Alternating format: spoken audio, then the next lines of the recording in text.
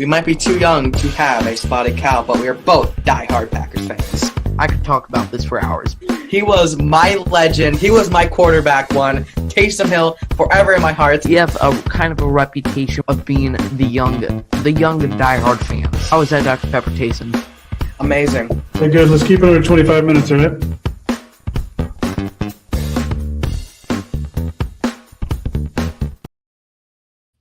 Good morning, Green Bay Packers fans. Welcome to another day, another great day to wake up being a Packers fan.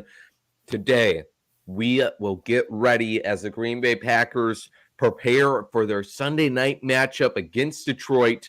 Playoff hopes on the line, playoffs on the line, not just playoff hopes. It is truly winning in for both these teams. Now, Detroit does need a little bit of help from Seattle in the earlier afternoon window, but this is as high as the stakes can get for the regular season, pretty much. So I am so hyped. And joining me to my right is my co-host Jamal Williams extraordinaire, but still diehard Packers fan. Big B, how we doing on this luxurious weekend? I am super excited. I cannot wait to be back at Lambeau for the last time this year. Tomorrow, it's going to be sad, but the Packers will get that W. So, hey, it's all worth it at the end of the day. That is right. You're going to be at the game. Now, I just have to address this because it comes to my mind with you talking about Lambeau. There's this idea around that this could possibly be Aaron Rodgers' last game at Lambeau. And while that is a possibility, it's not a possibility in my mind. Okay. I don't see that happening. You can build up the storyline if you'd like to. And Aaron has certainly not completely shut that down. He wanted to play into it a little bit, but that's what I had to say before we get too far into this. And also, before we get too far into this, as it is Lions week, and as the Lions running back, and is he still leading the league in touchdowns? According to Packers Daily, he is still leading the league in rushing touchdowns. Oh, man. I don't know if we can trust Wes and Mike. I But, Jamal Williams, Big B, can we hear for the people, for the culture, can we get another Jamal Williams as the GOAT to go? I think we got to wait till next week for that one, buddy, pal. I don't think I can do it this week. Oh, wow. Okay, I've never seen you put up that boundary, so that is interesting. But Yes. Jamal Williams, he is 6 yards away from 1,000 yards, so we can let him get that, and then after that, we'll shut him down for the rest of the day. Yes, I will be hyped for that. I will be cheering for Jamal after he gets the 6 yards. Oh. But then after that, it's go time. I'm not letting him get a single yard after those 6 yards. Okay, now can we hear your jersey choice for tomorrow? Have you decided that yet? See, here's the problem. Okay, I want to wear Jair. But then I already wore him once already this year going to a game. Same with Rasul. I wore him twice. So I'm thinking it's got to be Devondre Campbell or Leroy Butler. I think you go with Campbell. Yeah, I was thinking that too. Yeah, he hasn't been 2021 level yet, but he's doing much better than he was in the earlier half of the season, just like most of this team. Yeah. So very, very important decision there. Now, before we recap this Vikings game and then preview Detroit, I did want to show two glorious video clips. All right, first one is yesterday, Big B asked Mike Spofford of Packers.com to do the Jair Alexander seatbelt celebration because Wes voluntarily in their preview last week gave us one and it was phenomenal. So Big B did the whole society as a whole a favor yesterday by getting this out of Mike Spofford. So I wanted to make sure we included this clip. Enjoy. Big B just popped up on YouTube. Big B. So that brought a little bit of a smile to my face here. Absolutely. This question / demand is for Mike Spofford. I need the Jair Alexander strapped, the seatbelt strap celebration from you. Wes was a 9.5. I already did it. Yeah, well, he wants it from you. Yeah. Well, so let's see if you can beat it. No, you gotta go. Gotta get your whole body into it, some swagger into it. I love that Mike, like he's he's just so mad that Wes is really gonna make him do that. And even funnier, I'm sure it's because he's tired is one part of it, but as soon as he hears that Big B has a demand for him, he's like, "Oh God, save me!" But that was great. Thank you so much for that, Mike. Yes. Could have added the into it, but hey, I guess that's not included in his contract. Yeah, we'll take what we can get. That was Exactly. That was just enough. Yeah, we won't get greedy. Okay, and another clip I wanted to show as we were talking about Jamal Williams is I saw as I was going through my morning session of watching TikTok for 30 minutes in bed, I saw this great clip from the Detroit Lions TikTok of Jamal Williams, so I wanted to show it. It's probably one of the best mic'd up videos I've ever seen. DC! Making sure you was ready. Let's do it today. I love you too.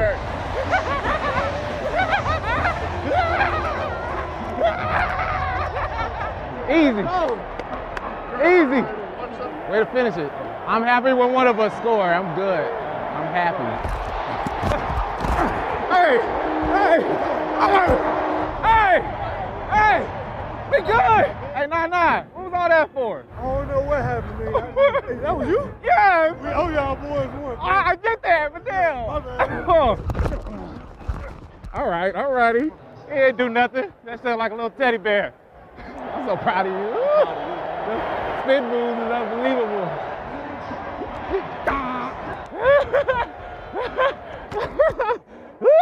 Hopefully Madden boosts up my speed a little bit. Ooh, 144. Hell yeah. How does that work? Just stole content from 2 NFL teams' official social channels, so hopefully they're not mad at us.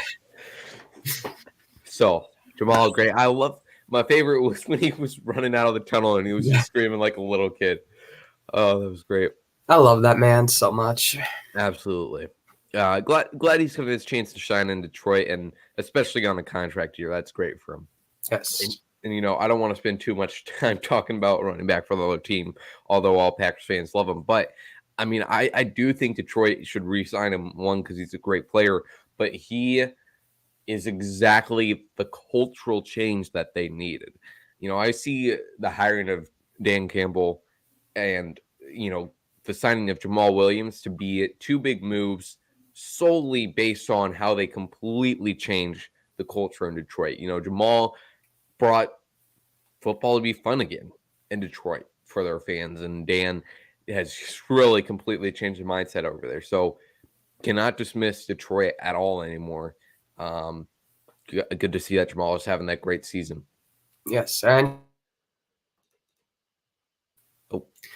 and he's also a great 1-2 punch with Devondre Swift. I think they complement each other very well in that running game. Every week they both seem like they both have great games. So it's just a great combination they have in the backfield there. Absolutely. We'll talk about that combo and everything else about Detroit in the latter half of this episode. But first off, we got to talk all about the glorious 41-17 beat down, murdering of a fake franchise from Minnesota.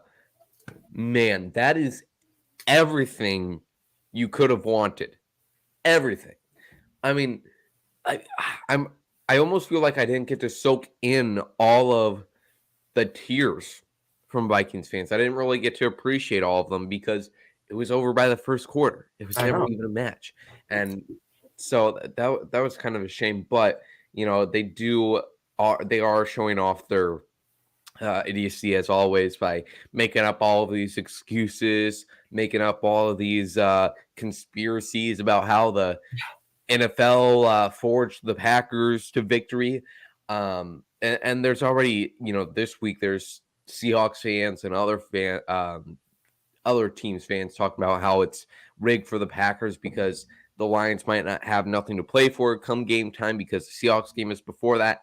And while it's fair to say that, it might be kind of unfair, I mean, first off, I don't think Dan Campbell is going to care about that at all. I think he's going to go all gas no matter what. But second of all, I don't know if you guys saw, but yesterday they announced like the top 100 broadcasts of 2022, and the Packers versus Cowboys game was the only regular season game, not including Thanksgiving day games, that were in the top 100.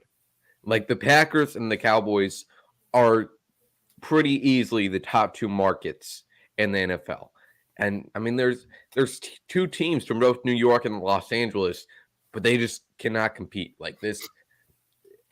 It's no coincidence that the NFL wanted Aaron Rodgers and the Packers in prime time with a trip to the playoffs online. So while it might not be in the competitive interest of the Seahawks and Lions, hey, the NFL is always about that money. And I was watching Transplants last night, and Corey Banke brought up a great point. Like, when the hell did Seattle become so bitchy all of a sudden? Like, what the hell is happening? Yeah. Like, they must have taken a little bit of the Vikings bitchiness from this week and just like, hey, and then they were like, hey, let's try this out and be very annoying on social media and make me want to punch my head through a wall. You know, it's just like, what the hell is going on? I cannot stand NFL fan bases sometimes. They're just the Seahawks. You see, the Seahawks won like 5 games at the start of the season with Geno Smith. They looked really good, and they've won like 3 games since, and so they're a little cocky. They're a little envious of how we, did the opposite of them, I guess. But hey, that's right. And who the hell is that linebacker? KJ Wright? Like, who the hell is KJ Wright? Whoa. Okay, like, let's calm down. KJ Wright, I want to say he got the safety from Peyton Manning when the snap went over his head in 48. And I know he didn't do nothing. He didn't do too much on that play, but we know who he is. He's not irrelevant. I know, but why the hell is he talking for? Like, just go back in the retirement home. Like, Jesus, you shouldn't even be like 35. What? He's probably like 35. Who gives a shit? Just go back into the retirement home and play bingo with the 80-year-olds. Like, Jesus, bro. Like, you're not even on the team anymore. Just shut up. All right. Well, long story short, the NFL is not working with the Packers, unfortunately. I wish they were, to be quite frank with you. Okay, back to this Vikings game. Where were we? Okay. I don't know. A lot of these changes. I mean, this was obviously a completely different Packers game that we saw in Week 17 than we have in the middle stretch of the season, okay? And the defense has completely changed their mindset. The offense has had players step up, but the defense has had players stepped up, and Joe Barry has also completely changed everything about his defense, okay? And they had to adjust without Rashawn Gary. They had to make all these adjustments because nothing was working. And it seems, I think if we have a long sustained playoff run, I think you look at 2 points of change for this defense. One is that Week 14 bye week after the Bears game, and the other is whatever happened in that locker room at Hard Rock Stadium between the first and second half and the game against the Dolphins. Apparently, Jerry Gray, a very quiet and reserved guy, except when he's throwing footballs at Big P's chest, cursed the secondary out because they were not having a great day against Jalen Waddle and Tyreek Hill. And I love that after the fact that Joe Barry said in his press conference, like, oh, yeah, I mean, we were expecting a lot out of 17 and 10, but once we got out there on the field, we're like, whoa, they're really good. It's like, did you watch film, Joe? We all knew this coming into this game. But anyways, they come out there in the second half after allowing like 150 yards combined to those two receivers. And then they come out in the second half. They play a lot more press man. They get 3 interceptions. And, you can say that Tua's concussion might have played something into that, and unfortunately for him. But like that defensive play, I have never seen Joe Barry's defense play that aggressive. They were just like sticking like glue on the wide receivers every single play. And that's all I wanted from this defense, because what I said to myself during that game, during that first half, was like, you are getting nowhere being this conservative. Like I completely understand this philosophy of playing it safe, keeping everything in front of you, and trying to limit the big plays. But you are getting nowhere there. Adrian Amos allows that that big play. You have like 4 missed tackles on the Jalen Waddle crossover the middle that he takes to the house. Like, that is not working for you, and it has not worked at all over these past 2 years. So why do you keep trying to do it? So in the second half, they said, okay, we're going to play up on them. And if they get the big play, then so what? Because we were allowing that anyways. So let's try to play more aggressive, try to generate those turnovers. And that's exactly what they did. And also, a big part of all 3 of those turnovers was the play from the defensive line. Kenny Clark had a little bit of a dry spell during the middle of the season, and that was really hurting this team because they didn't have Rashawn Gary. They didn't really have anybody that was standing out on that pass rush. But Kenny Clark finally starts to get into his groove. You have Devontae Wyatt stepping up. TJ Gosh-dang Sladen stepping up these past 2 games. Love to see it. So, man, I am just so happy with this defense at this point. Bigby, what has been your thoughts on this defensive performances these last few weeks? This is what I've been waiting for since training camp. Is this defense right here. And I just want to give Jerry Gray the biggest hug ever for yelling at the quarterbacks, because ever since then they have been the most aggressive I've seen a Packer quarterback group in ever. I don't remember seeing the Packers quarterback room be this aggressive. And Rasul Douglas has returned. I feel like he has been playing so well ever since the Miami game. I just love it. I don't know what the hell Joe Barry did. He's playing more too high safeties or something I haven't read in the 45 articles on what Joe Barry did yet. But I love Joe Barry. He's officially back in the I love you group in my brain. So, we love to see it. Good job, D. Absolutely. Yeah. I gotta love Mr. Joe Barry. I loved it was the Vikings game. I think it was the Amos interception that Sladen tipped, and you could see him on the sideline jumping up and down with the team. That was just phenomenal to see. And another player to shout out on this defense is arguably the best player on that unit, and that is Jair Alexander, who put on an absolute masterclass in trash talking this past week.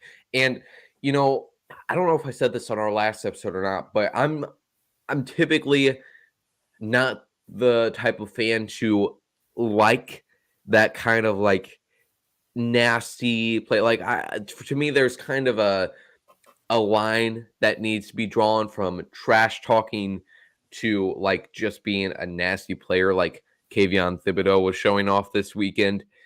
But Jair Alexander perfectly utilized trash talking all week in the media.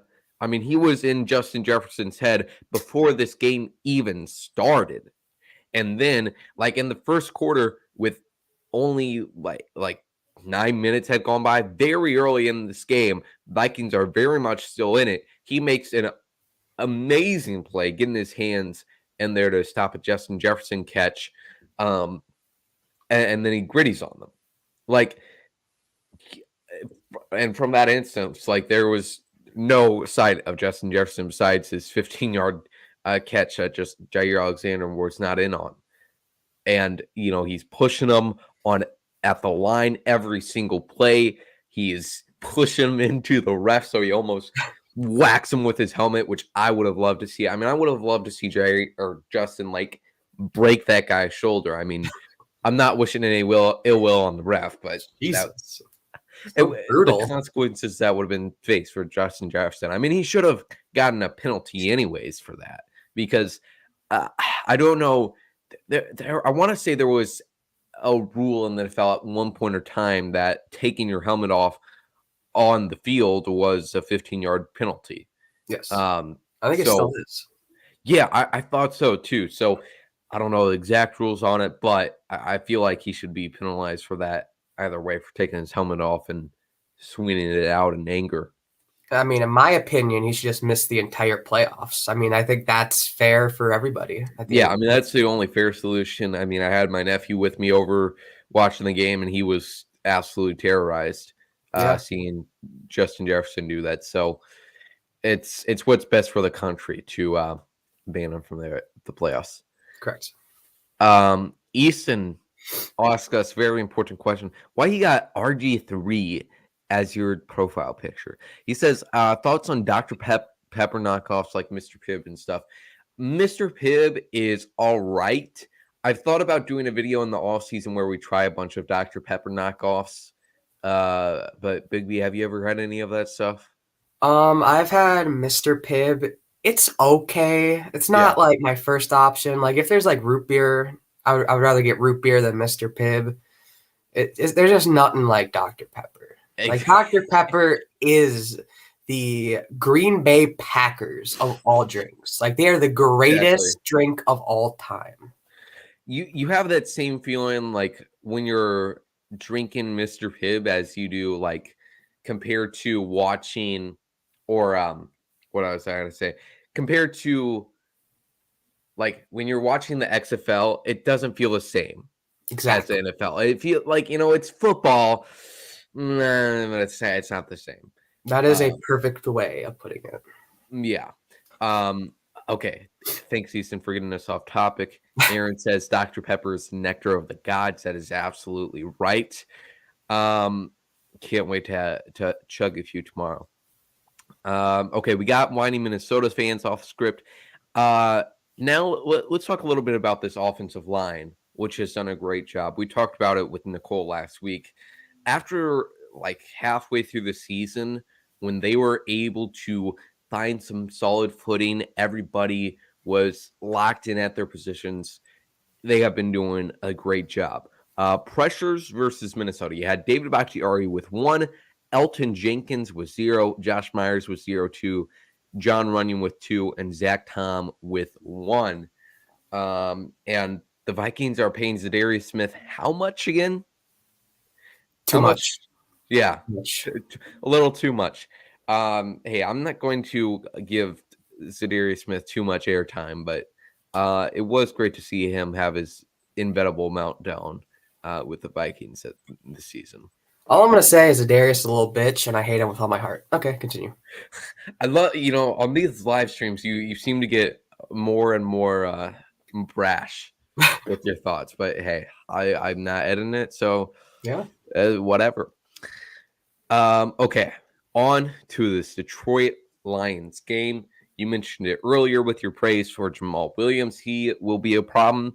It's not going to be freezing cold, so it's not a A.J. Dillon versus the Titans in 2020 type game, but it's going to be about in the mid-20s, so running game will definitely be a focus. But for both of these teams, passing game can be dangerous.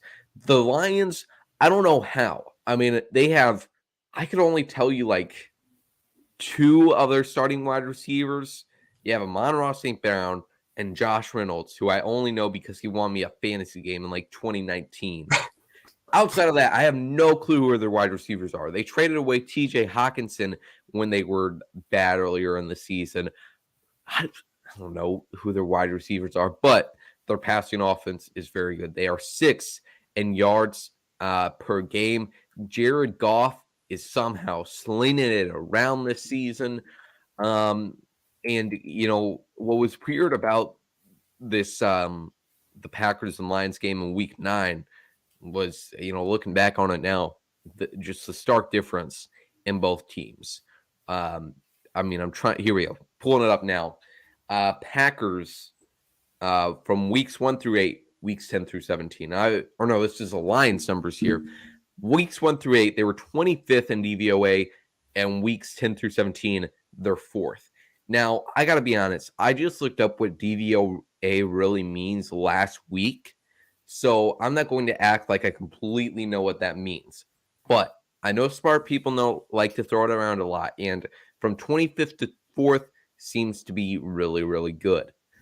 That's my high level analysis. For the Packers, they went from 14th to 6th in the league, and which is unbelievable. So, this goes back to Deshaun Elliott saying yesterday that Aaron Rodgers was being mean to them or whatever, because he said earlier in the season that they can't lose to the Lions. I was like, guess what, Deshaun Elliott? I know you were my draft crush 2 years ago, but you guys sucked at that point, okay? And the Packers were expected to be Super Bowl contenders still at that point. So I don't know if I can agree with his fake bulletin material there. Offensive DVOA 2, Packers went from 7th to 6th in that same time frame. The Lions from 11th to 3rd in the league. So 2 good teams. I would say, the 7th seed has gotten quite a bit of crap over these past 2 years, just because the team that gets it really isn't a playoff team. But I would say if the Packers or the Lions made it, it is 2 well-deserving teams to be in the playoffs. There are definitely 2 top 14 teams in the league. The Minnesota Vikings are not at all, though. So there's that. And also, like we were talking about earlier with how the NFL is a great business, I mean, the fact that, last week there was still 5 teams in the running for that 7th seed, like the NFL wins just there by still having that many more meaningful games. And then, next week there's going to be another game added. So, like, the NFL is winning with the 7th seed, no matter if it makes sense or not. Big B, any thoughts? You've probably watched more Detroit Lions football than me this season, so give us your rundown on your thoughts on this team. Yeah, like you said, they're playing amazing football right now, right when it matters. They are very hot currently, which I think everybody knows that. But also the play action, they are deadly when they do play action, especially in the red zone. I think Jared Goff has 17 touchdowns, 0 interceptions. While on play action, he's just been so good in that category. And as a whole, what was it? He hasn't thrown an interception since the last time we played them in week 9 or something. They have been great. Their defense is improving every week. What's his name? Justin something or another. Really came on. He's a rookie, I think, from college. Deion Sanders coached previously. Oh, Jackson State. Yeah, I think he's from Jackson State, but he's been playing amazing since he's gotten his opportunity. What position is he? Let me try to find this. He's D end or something, but he has 7 sacks in the 7 games he's played in or something. He's been amazing. He got elevated from the practice squad, had 2 sacks, and now he's starting. It's interesting. Okay. I don't know, but he's been playing really good as well. And yeah, the Lions are going to be a tough opponent. You can't take them not serious this week, even if they have nothing to play for. They're still good. Try to crush our dreams of making the playoffs. So you can't take this team light. They're going to come out. They're going to play hungry, hopefully, even if they have nothing to play for, just to ruin our dreams. Because apparently everybody thinks Aaron Rodgers hates them all of a sudden. So, there's that. Yeah, and like Aaron Agler said on Twitter, I don't know if he's still in here, but early on Twitter this week, Dan Campbell with nothing to lose is very scary. Yes. I don't know if I want to be going up against that. All right. And he showed us last year in a game that was meaningless for the Packers and the Lions that he will pull out all the bag of tricks. And even earlier this season in week 9, didn't they have a fake field goal? I have no idea. They probably did at some point. But Dan Campbell's going to pull out all the stops. He's gonna pull out the fake punt at their 2-yard line, and then actually show us how it's done to actually get a conversion on a fake punt. Yeah, and with his luck, happen. Dolan Leavitt will be the guy that gets juked out on that fake punt because he has been involved with the 2 worst special teams plays of the year. He has to be given the ball on the fake punt against Miami, and then Jack Coco misses his block, and Dolan Leavitt is faced with 250-pound men that he has to choose which one to block. So poor Dolan. At least he recovered the ball back on that black punt. Yes.